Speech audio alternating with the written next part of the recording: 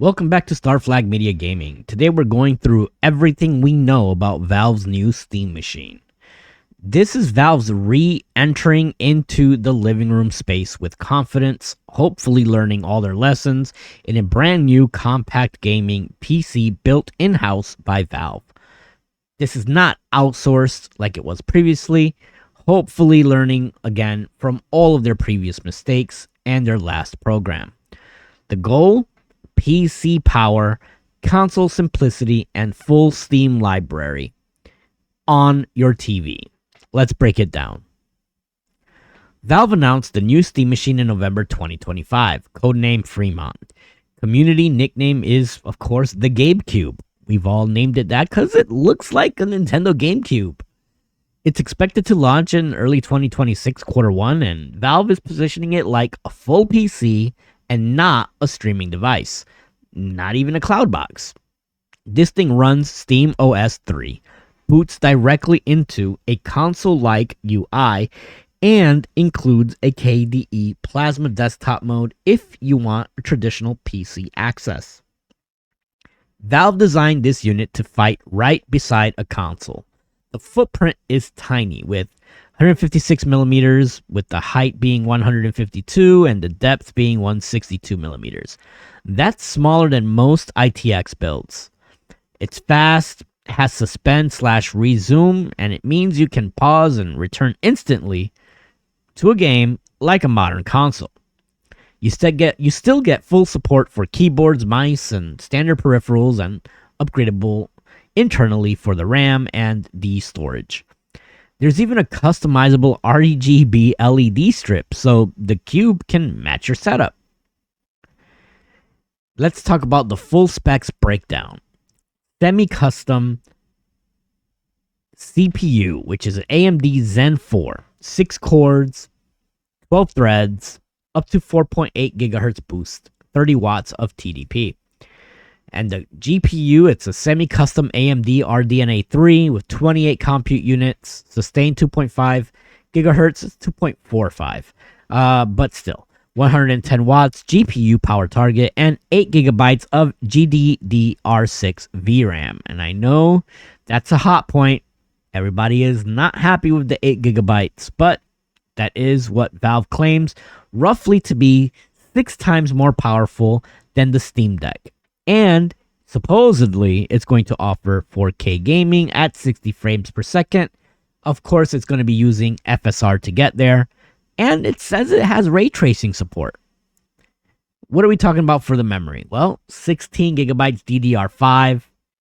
And they claim for it to be user upgradable.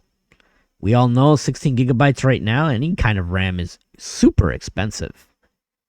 And storage, well, the base unit comes with 512 gigabytes of a solid state drive base. That doesn't sound like a lot. There is going to be a premium version for 2 terabytes with the solid state drive option. Has an expandable M.2 slot, and a micro SD slot is included. Connectivity and ports, well, it's got a display port for 1.4, HDMI 2.0, though they do claim that some 2.1 things were accessible, but they can't legally claim it's 2.1. Gigabit Ethernet, USB-C, which is 3.2 Gen 2, 2 USB-A 3.2 Gen 1 fronts, 2 USB-A 2.0 rear inputs, and Wi-Fi 6E with Bluetooth 5.3. Valve also includes an integrated 2.4 gigahertz adapter for the new Steam controller, which has increasingly small, low latency wireless mode. That's probably the best thing about this thing is going to be the Steam controller. Check out that video for more. The Steam machine launches alongside 2 major new accessories. This is really where Valve is expanding on their ecosystem and accessories, right? The first one is the redesigned Steam controller. It's magnetic TMR thumbsticks to prevent drift, dual haptic trackpads, gyro aiming with grip sense, and that proprietary low latency puck wireless adapter. The Steam Frame, of course, is the wireless VR headset, which is Valve's next gen standalone VR device. All 3 products are intended to work together. And Valve even demonstrated moving storage libraries via a hot swappable micro SD card between the Steam machine and the Steam Deck, which would be a game changer. That's a genuine ecosystem that plays unlike Valve's historically isolated hardware drops. Now, pricing expectations. This is where things get a little tricky. Valve hasn't announced pricing yet. They've only said it will be positioned like a mid-range PC, not a subsidized console, and that you should expect it to cost the same as a mid-range PC, which begs the question, why not just build a PC at that price point? And it's upgradable in all senses of the word. But that's neither here nor there. Component costs are rising, especially DDR5. So all you early adapters should expect pricing that reflects PC class parts, not console margins. The Steam Machine is aimed at enthusiasts who want a small, quiet, console-style PC experience and not necessarily the cheapest PC gaming option.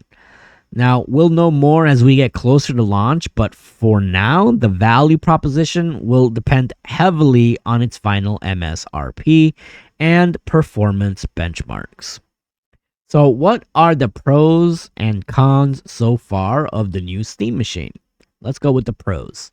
It's compact living room PC form factor. It's beautiful. I love the GameCube and I love this form factor.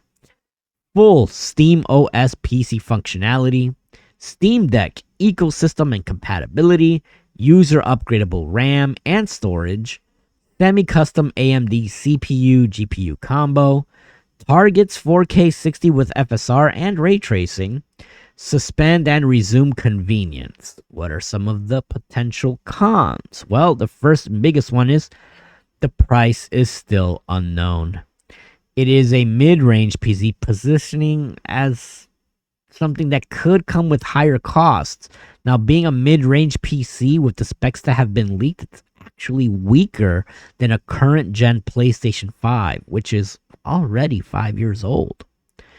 Availability is limited to just the Steam storefront. There is going to be no retail presence, no Walmart, no Target, no Amazon, which really limits who is going to be purchasing the product, leaving it up to be really a niche appeal to those who are in our bubble, our gaming bubble. We know about it, of course we do.